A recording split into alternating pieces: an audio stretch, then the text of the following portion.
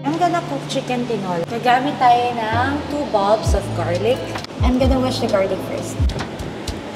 After this, ready tayo ng sibuyas.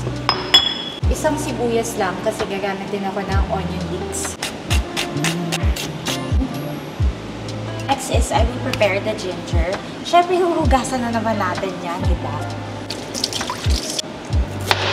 Kung sana ma-peel yung nails ko. Nangyari na ba sa inyo yung na-peel nyo yung balat?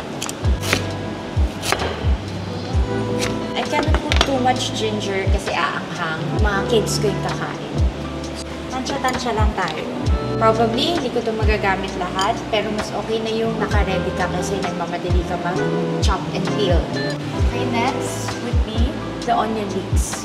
Super favorite ko ang onion leeks kasi pampalasa ko talaga siya. Then, I'm gonna wash it also. Yeah. So, we don't need to mince it or cut it into small pieces. Sakto lang. Yun lang. Wait. Of course, we're gonna wash it again. Now our tomatoes are ready. Let's slice it.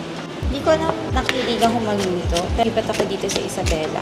Experiment ako. Nood lang ako ng YouTube videos, Instagram videos. From there, gagayahin ko or magdadagdag bawas ako dun sa recipe.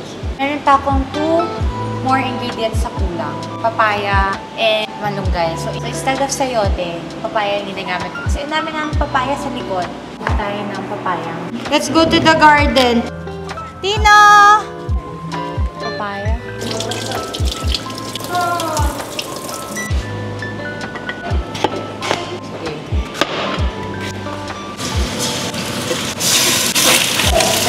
Done frying the chicken.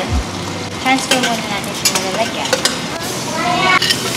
Gusto ko yung lutong-luto yung bawang. Onion, tomato, lagyan natin patis.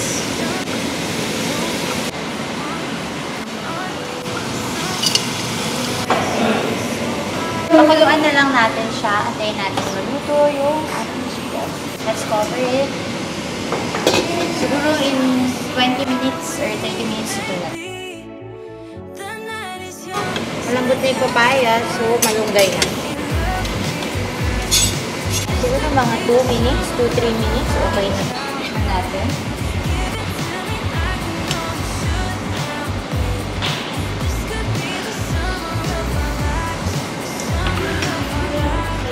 Ayan.